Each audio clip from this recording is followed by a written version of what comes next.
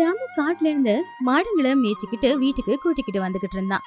அப்படி கொஞ்ச தூரம் வந்துகிட்டு இருக்கும்போது எங்கிருந்தோ ஒரு கண்ணுக்குட்டி கத்துற சத்தம் ராமுவுக்கு கேட்டுச்சு. அதனால அவனுடைய மாடுங்களை அங்கேயே அவன் கட்டி போட்டுட்டு சத்தம் எங்கிருந்து வருது அப்படின்னு தேடிக்கிட்டு போய்கிட்டு இருந்தான். அப்படி அவன் தேடி போய்கிட்டு இருக்கும்போது தூரத்துல ஒரு பசுமாடு செத்து கிடந்தது. அதுக்கு பக்கத்திலே கண்ணுக்குட்டி அம்மாவை பார்த்து அழுதுகிட்டு இருந்துச்சு. அதை பார்த்து ராமுவுக்கு மனசெல்லாம் ரொம்பவும் வலிச்சுது. பாவம் அதோட அம்மா இறந்ததுனால அதுக்கு ரொம்ப கஷ்டமா இருந்துச்சு போல. அது மட்டும் இல்ல, பசியும் எடுத்துச்சு. அதனால உடனே ராமு அந்த கண்ணுக்குட்டியை கூட்டிக்கிட்டு அங்கிருந்து வந்துட்டான். அதுக்கப்புறம் அந்த கண்ணுக்குட்டிய அவன் கிட்ட இருக்கிற மாடுங்க கிட்ட கூட்டிக்கிட்டு போனான். அப்ப அந்த கண்ணுக்குட்டி ஒரு மாட்டோட பாலை போய் குடிச்சுது. கண்ணுக்குட்டிய அங்க விட்டு வைக்கிறது நல்லது இல்லன்னு ராமு அவன் கூடவே வீட்டுக்கு கூட்டிக்கிட்டு வந்துட்டான். ராமு, ஏதுடா இந்த கண்ணுக்குட்டி? பாவம்மா, தாய் பசு செத்து போச்சு. காட்டுல தனியா அழுதுகிட்டு இருந்துச்சா, அதான் நான் கூட்டிக்கிட்டு வந்தேன். ரொம்ப அழகா இருக்குடா. கண்ணுக்குட்டிக்கு ஏதாவது பேரு வை. கங்கான்னு பேர் வைக்கிறேம்மா. அப்படி ராமு அந்த கண்ணுக்குட்டி கிட்ட போய் இனியில இருந்து உன்னோட பேரு கங்கா அப்படின்னு சொன்னான். அதுக்கு அந்த கண்ணுக்குட்டி சரி அப்படிங்கிற மாதிரி தலையாச்சுது. ராமு அந்த கண்ணுக்குட்டியை அவன் மாடுங்களோட சேர்த்து வளர்க்க ஆரம்பிச்சான். மத்த மாடுங்களை விட அந்த கண்ணுக்குட்டியை இன்னும் நல்லபடியா அவன் பாத்துக்க ஆரம்பிச்சான். இப்படியே சில வருஷங்களும் ஓடி போச்சு. கங்காவும் வளர்ந்து பெரியவளானா. அது வரைக்கும் ராமுவுக்கு தெரிஞ்ச ஒரு விஷயம் என்னன்னா, கங்கா ஒன்னும் மத்த மாடுங்கள மாதிரி கிடையாது. ராமு என்ன சொன்னாலும் கங்காவுக்கு அது நல்லாவே புரியுது. அது மட்டும் இல்ல, கங்கா ரொம்பவும் புத்திசாலியும் கூட. ஒரு நாள் ராமு எப்பவும் போலவே 3 மாடுங்களை மேய்க்கிறதுக்காக கூட்டிக்கிட்டு போனான். காட்டுல இருக்கிற ஆத்துல தண்ணி குடிக்கிறதுக்காக மாடுங்களை கொண்டு போனா ராமு. ஆனா கங்கா மட்டும் தண்ணி குடிக்க வர மாடுங்களை குடிக்காதீங்க அப்படிங்கிற மாதிரி தடுத்துக்கிட்டு இருந்துச்சு. ஆனா கங்கா எதுக்காக அப்படி பண்றா அப்படிங்கிறது ராமுக்கு புரியவே இல்ல. அதுக்கு காரணத்தை தெரிஞ்சுக்கணும் அப்படிங்கிறதுக்காக மத்த 2 மாடை அவன் முதல்ல போய் கட்டி போட்டுட்டான். அதுக்கப்புறமா ஆத்துல ஒரு பெரிய கல்ல தூக்கி போட்டான். அப்ப உள்ள இருந்து ஒரு முதல வெளியில வந்துச்சு. கங்கா, உன்னுடைய புத்திசாலித்தனத்தால எல்லா மாடுங்களையும் காப்பாத்திட்ட. உங்கள யாரு ஒருத்தர் இல்லைனாலும் நான் உயிரோடவே இருக்க மாட்டேன். ஏன்னா நீங்க எல்லாரும் எனக்கு பிள்ளைங்க மாதிரி. அதை கேட்டு கங்கா வந்து ராமுவை கட்டி பிடிச்சது. அதுக்கப்புறமா ராமு எப்பவும் போலவே மாடுங்களை கூட்டிக்கிட்டு வீட்டுக்கு வந்துட்டான். ஒரு நாள் ராமு எப்பவும் போலவே எல்லாருக்கும் பாலை கொடுத்துக்கிட்டு ஊர் தலைவரோட வீட்டுக்கும் போனான். டே ராமோ, நாளைக்கு நம்ம ஊர்ல பஞ்சாயத்து இருக்கு, நீயும் அதுக்கு வந்துடு. எதுக்குங்க ஐயா? வர வர நம்ம ஊர்ல திருட்டுத்தனம் ரொம்ப அதிகமா இருக்கு. எவ்வளோ முயற்சி பண்ணாலும் கண்டுபிடிக்க முடியல. நம்ம ஊர்க்காரங்க தான் பண்றாங்களோன்னு தோணுது. இல்லைன்னா இந்நேரம் திருட மாட்டியிருப்பானே. ஆனா அதுக்காக நான் ஏங்க ஐயா பஞ்சாயத்துக்கு வரணும்? நான் பஞ்சாயத்துக்கு வந்தா மாடுங்களை யாரு மேய்க்க கூட்டிட்டு போவாங்க? ஒன்று பண்ணு, பேசாம உன் மாடுங்களையும் நீ பஞ்சாயத்துக்கு கூட்டிகிட்டு வந்துடு. பஞ்சாயத்து முடிஞ்சதுக்கு அப்புறம் அங்கிருந்து நேரா நீ காட்டுக்கு மேய்க்க கூட்டிக்கிட்டு போ. என்ன ஆனாலும் ஊர்க்காரங்க எல்லாருமே பஞ்சாயத்துக்கு வரணும். சரிங்க ஐயா, நீங்க சொல்றத செய்யறேன். என்கிட்ட வேற வழி இல்லையே. அடுத்த நாள் ஊர் தலைவர் சொன்ன மாதிரியே ராமு கங்காவை கூட்டிக்கிட்டு பஞ்சாயத்துக்கு போனான். அதுக்குள்ள பஞ்சாயத்தும் தொடங்கி இருந்துச்சு. ஊர் தலைவர் ஊர்க்காரங்க எல்லாருக்கிட்டையுமே சில கேள்விகளை கேட்டுக்கிட்டு இருந்தாரு. அதுக்கு அவங்களும் பதில் கொடுத்துக்கிட்டு இருந்தாங்க. அந்த கேள்வி பதிலால எந்த புண்ணியமும் இல்ல அப்படின்னு ராமுவுக்கு நல்லாவே தெரியும். இங்க பாருங்க தலைவர் ஐயா, நீங்க திருடனை கண்டுபிடிக்க போறதில்ல. தேவையில்லாம எங்க நேரத்தை வீணாக்கிட்டு நாங்க எல்லாம் இங்க வந்திருக்கோம். சீக்கிரம் பஞ்சாயத்தை முடிச்சு விடுங்க, நிறைய வேலைங்க இருக்கு. ஏண்டா, உங்க வீட்டில் திருட்டு நடந்தாலும் நீ இப்படி தான் பேசுவியா? ஐயோ, அப்படி சொல்ல வரலைங்க. வாயை மூடிக்கிட்டு நான் சொல்றத செய். அப்படி ஊச்சனுங்க எல்லாரும் பேசிக்கிட்டு இருக்கும்போது அங்கேயே இருந்த கங்கா மாடு கூட்டத்துல நின்னுக்கிட்டு இருந்த கனக்கையாவோட சட்டைய கொம்பால இழுத்துக்கிட்டு இருந்துச்சு. யாருதுடா இந்த மாடு? என்ன ஏன் முட்டை வருது? குச்சி எடுத்துட்டு வாங்கடா, இன்னைக்கு இதை ஒரு வழி பண்ணிடுறேன். அப்பதான் ராமு அங்க வந்து கங்காவை கூடவே கூட்டிக்கிட்டு போய் ஊர் தலைவர்கிட்ட இப்படி சொன்னான். ஐயா, எனக்கு என்னமோ இத்தனை நாளா நம்ம ஊர்ல திருடுறது கணக்கையான்னு தான் தோணுது. எதுக்கும் அவன் வீட்டுல ஒரு சோதனைய போட்டு பாருங்க. என்னடா, கண்ணால பார்த்தவன் மாதிரி பேசிக்கிட்டு இருக்க? அவன் தான் திருடன்னு எதை வச்சு நீ சொல்ற? உன் பேச்சை கேட்டு சோதனை போட்டதுக்கு அப்புறம் இல்லைன்னா என் மானமே போயிடும். இல்லைங்க ஐயா, என் மாடு ரொம்ப புத்திசாலி. திருடனை கண்டுபிடிச்சிடுச்சேன்னு நினைக்கிறேன். அதனால தான் அப்படி பண்ணியிருக்கு. அதான் சொன்னேன். அப்ப சரி, ஒன்று பண்ணலாம். உன் மாட்டையும் கூட்டிக்கிட்டு கணக்கையாவோட வீட்டுக்கு போகலாம். நீ சொன்ன மாதிரி திருட்டு பொருள் எதுவும் எனக்கு கிடைக்கலன்னா கணக்கையாவுக்கு உன் மாட்டை நீ கொடுக்கணும், சரியா? சரிங்க ஐயா, நீங்கள் சொல்கிற மாதிரியே செய்யறேன். அப்படி ஊர் தலைவர் கனக்கையா கூடவே சில பேரை கூப்பிட்டுக்கிட்டு கனக்கையாவோட வீட்டுக்கு போனாரு. அப்ப ராமுவும் கங்கா மாடை ஓட்டிக்கிட்டு அவனுடைய வீட்டுக்கு போனான். ஊர்ல இருக்கிற ஜனங்க எல்லாரும் எவ்வளவுதான் தேடினாலும் கனக்கையாவோட வீட்டுல எதுவுமே கிடைக்கல. இங்க பாரு ராமு, ஒரு அப்பாவிய திருடன் அப்படின்னு சொல்லிட்ட. இப்போ என்னாச்சுன்னு பாத்தியா? ஒழுங்கா உன் மாட்டை கணக்கையாவுக்கு கொடுத்துடு. அதுக்குள்ள கங்கா மாடு கனக்கையாவோட வீட்டு தோட்டத்துல போய் ஒரு பள்ளத்தை தோண்டுச்சு. அப்ப அங்க ஒரு சுரங்க வழி தெரிஞ்சுது. ஐயா, இதுக்குள்ள இறங்கி போய் தேடி பாருங்க, அப்ப உண்மை தெரியும். அப்போ ஊர் தலைவர் அந்த பள்ளத்துல இறங்கி போய் பார்த்தாரு. உண்மையிலேயே அந்த பள்ளத்துக்குள்ளதான் நிறைய பணமும் தங்கமும் இருந்துச்சு. ராமு, நீ சொன்னது தாண்டா உண்மை. இந்த கணக்கையா தான் உண்மையான திருடன். ஓ மாட்டால தான் இந்த உண்மை தெரிய வந்திருக்கு. உண்மையை தெரிஞ்சுக்கிட்ட ஊஜனங்க எல்லாருமே கனக்கையாவை பிடிச்சு பயங்கரமா அடிக்க ஆரம்பிச்சாங்க. அதுக்கப்புறமா ராமு கங்காவை கூப்பிட்டுக்கிட்டு காட்டுக்கு போயிட்டான். கங்காவோட புத்திசாலித்தனத்தை பார்த்து ஊஜனங்க எல்லாருமே ரொம்ப ஆச்சரியப்பட்டாங்க. அப்படி கங்காவோட புத்திசாலித்தனத்தினால அந்த ஊர்ல திருட்டுத்தனமும் குறைஞ்சு போச்சு.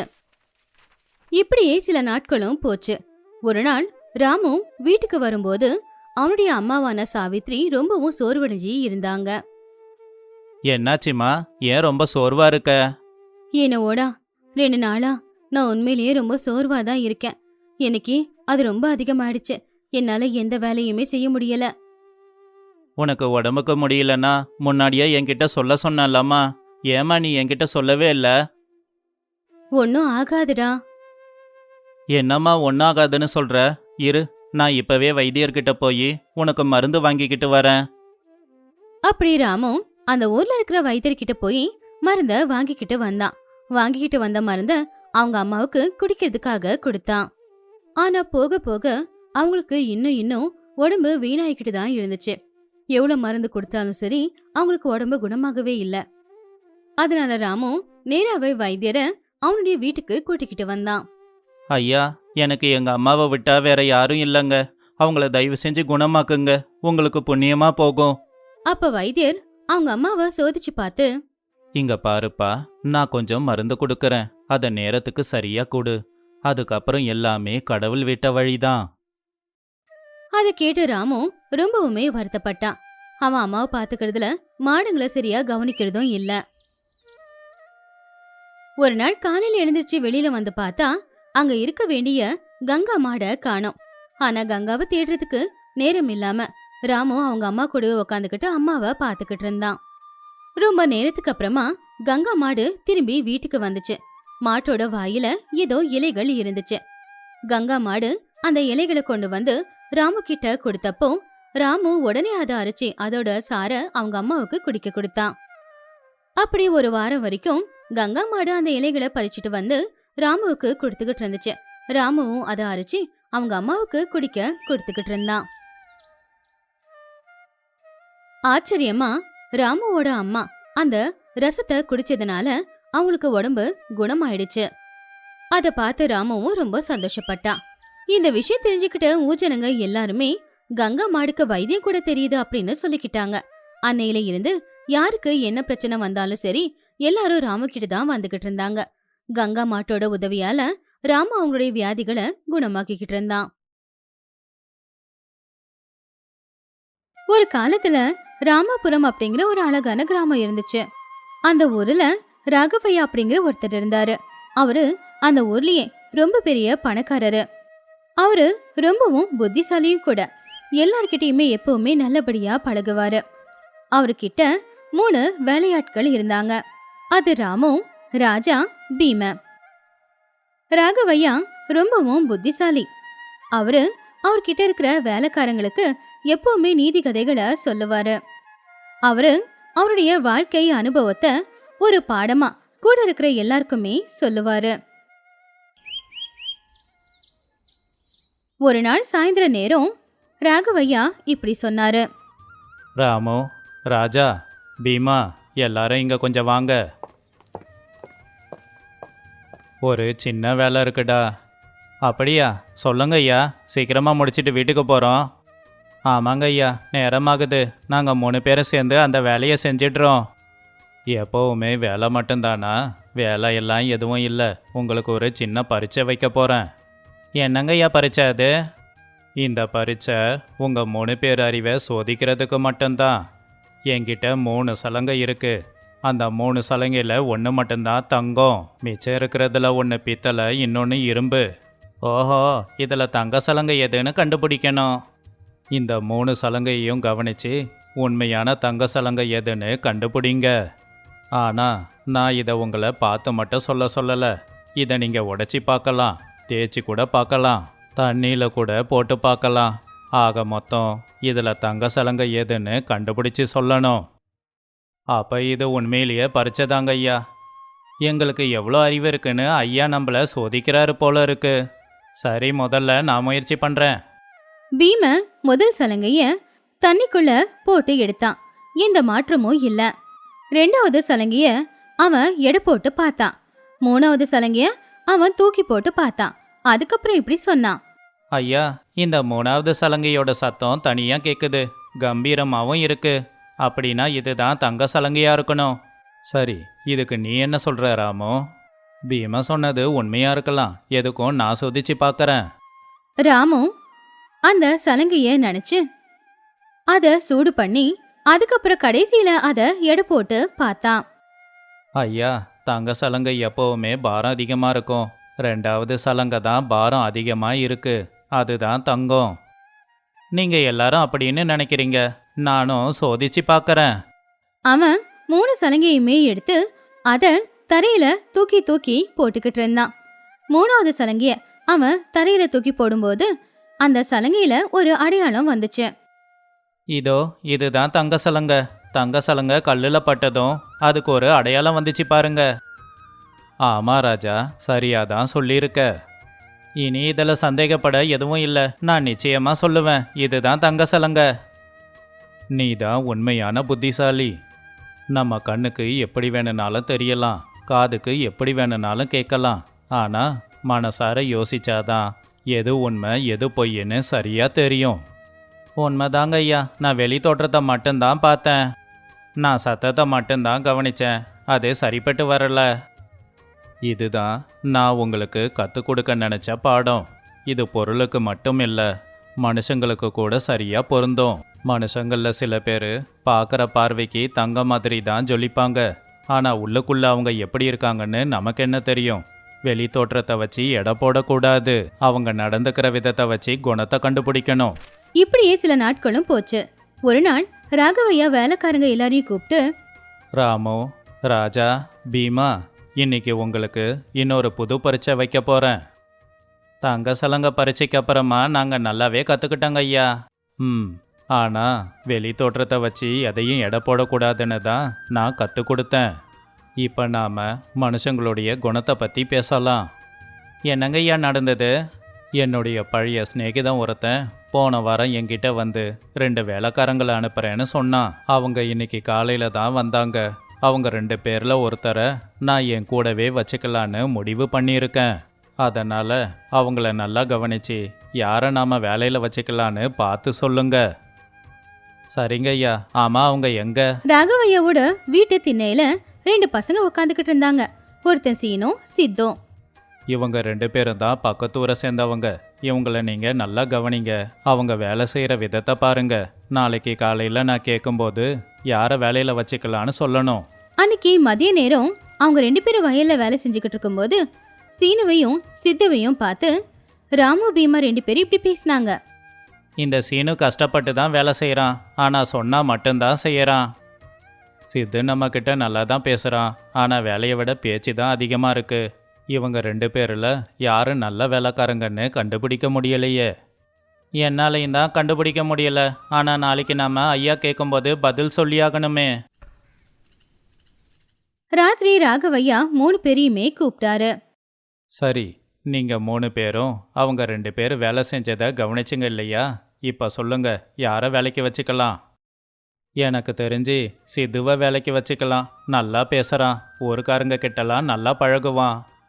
எனக்கு தெரிஞ்சு சீனுவை வேலைக்கு வச்சுக்கலாம். சொன்னாதான் செய்கிறான், ஆனால் கஷ்டப்பட்டு வேலை செய்கிறான். நீங்க 2 பேரும் உங்க கருத்தை சொல்லிட்டீங்க. ஆனா நான் இன்னும் கொஞ்சம் அதிகமா கவனிச்சேன். அது என்ன? இன்னைக்கு மதியம் நான் கவனிச்சது என்னன்னா, சீனு கொஞ்சம் புல்லு அறுத்துட்டு வந்து மாடுங்களுக்கு போட்டான்.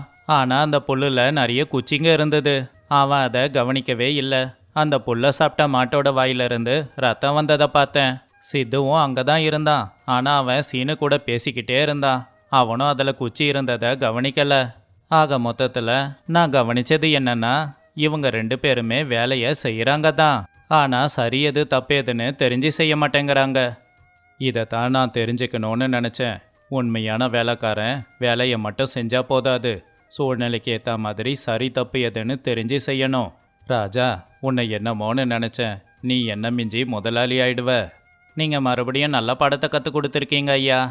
மனுஷன் எவ்வளோ புத்திசாலித்தனமா பேசினாலும் சரி, ஆனால் செய்கிற வேலையை ஒழுங்கா செய்யணும். பேச்சு திறமை மட்டும் இருந்து என்ன பிரயோஜனம்? வேலையை சரியா செய்ய முடியலன்னா எப்படி பழைக்க முடியும்? இப்படியே இன்னும் சில நாட்கள் போச்சு. அந்த 3 வேலைக்காரங்களும் ராகவையா என்ன சொல்றாரோ அதை கடைப்பிடிச்சு புத்திசாலித்தனமா வேலை செஞ்சுக்கிட்டு இருந்தாங்க. அவங்களுடைய அமைதியே அவங்கள பெரிய ஆளா காட்டுச்சு. எந்த வேலையுமே மட்டமா நினைக்காம எல்லா வேலையுமே அவங்க செஞ்சுக்கிட்டு இருந்தாங்க. ராகவையாவுக்கு அவங்க மேல நம்பிக்கையும் அதிகமாச்சு. ஒரு நாள் ஊர்ல திருவிழா நடந்துகிட்டு இருந்துச்சு. அதுக்கு ஏற்பாடுகள் நடந்துகிட்டு இருக்கும்போது ராகவையாவுக்கு உடம்பு முடியாம போயிடுச்சு. அப்ப அந்த 3 வேலைக்காரங்களும் ராகவையா கிட்ட கேட்காம அவங்களே பண்டிகைக்கு தேவையான எல்லா ஏற்பாடுகளையுமே செஞ்சுக்கிட்டு இருந்தாங்க. ஒரு காலத்துல யாரும் சொல்லாம எந்த வேலையும் நடக்காது. ஆனா இப்போ இவங்க எல்லா வேலையும் பொறுப்பா செய்யறாங்க. அதுக்குள்ள அங்க வந்த ராகவையாவுடைய நண்பர் ராமையா, என்னடா, சமூக சேவை செய்யறியா இல்ல வேலைக்காரங்களுக்கு பாடம் கத்து கொடுக்கறியா? இது நான் என்னோட வாழ்க்கையில கத்துக்கிட்ட பாடம்டா. வேலைக்காரங்க எல்லாரும் பொறுப்பா சரியா அவங்க வேலைய செய்யணும். ராகவையா ராமையா 2 பேரும் பேசுறதை கேட்ட வேலைக்காரங்க, ஐயா ரொம்ப நல்லவருடா. நம்ம நல்லதுக்காக எவ்வளோ யோசிக்கிறாருல்ல. உண்மைதான்டா, இங்க நிறைய பேர்கிட்ட பணம் இருக்கு. ஆனா அவங்க கிட்டலாம் நல்ல மனசு இல்லை. அது நம்ம ஐயாவுக்கு தான் இருக்கு. நம்ம ஐயா அவர் வாழ்க்கையில என்னென்ன தெரிஞ்சுக்கிட்டாரோ, என்ன பாடத்தை கத்துக்கிட்டாரோ அது எல்லாத்தையும் நமக்கும் கற்றுக் கொடுத்துருக்காரு. இப்போ நாம நம்ம வேலைகளை சரியா செய்யறோம். ஐயா நம்ம எல்லாரையும் மாத்திட்டாரு. நாம சம்பளத்துக்கு வேலை பார்க்குறவங்கன்னு நினச்சிக்கிட்டு இருந்தோம். ஆனால் ஐயா நம்மள அப்படி பார்க்கல. அதனால தான் அவருடைய வாழ்க்கை பாடத்தை நமக்கும் கற்றுக் கொடுத்துருக்காரு. நாம் அந்த பாடத்தை ஞாபகம் வச்சுக்கிட்டு நல்லபடியாக வாழணும். அப்படி அவங்க 3 பேரும் ஒருத்தங்களை இன்னொருத்தங்க பார்த்துக்கிட்டு சின்னதா சிரிச்சுக்கிட்டு இருந்தாங்க.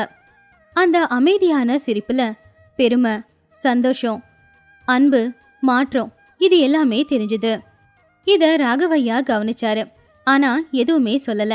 ஏன்னா அவருக்கு நல்லா தெரியும் இப்ப அவங்க 3 பேர்கிட்ட நல்ல மாற்றம் வந்திருக்குன்னு. இந்த கதையில இருக்கிற நீதி என்னன்னா, புத்திசாலி முதலாளி ஒரு வேலைக்காரனை பார்த்த உடனே இவன் இப்படிப்பட்டவன் தான் அப்படின்னு முடிவெடுக்க மாட்டாங்க. அவனை வேலையில வச்சு வேலைய செய்ய வச்சு எப்படி வேலை செய்யறான், மற்றவங்க கிட்ட எப்படி பழகுறான், நம்மளை எப்படி பார்க்கறான், இது எல்லாத்தையுமே கவனிப்பாங்க. எப்பவுமே ஒருத்தங்களை பார்த்த உடனே கணக்கு போடாம அவங்க எப்படிப்பட்டவங்க அப்படின்னு நாம ஆராய்ச்சி பண்ணி தெரிஞ்சுக்கிட்டா நல்லது. அதுதான் உண்மையான புத்திசாலித்தனம். ஒருத்தன் தலைவனா இருக்கிறதுக்கு அவனுக்கு தேவையான தகுதியும் இதுதான் அப்படின்னு நினைக்கிறேன். ஒருவேளை அவன் நல்லவன் தான், நேர்மையானவன் தான் அப்படின்னு தெரிஞ்சதுக்கு அப்புறமா நம்ம வாழ்க்கையில நாம கத்துக்கிட்ட பாடம் அவனுக்கு கத்து கொடுத்தா நாம வாழ்க்கையில முன்னேறின மாதிரி அவனும் முன்னேறுவான்.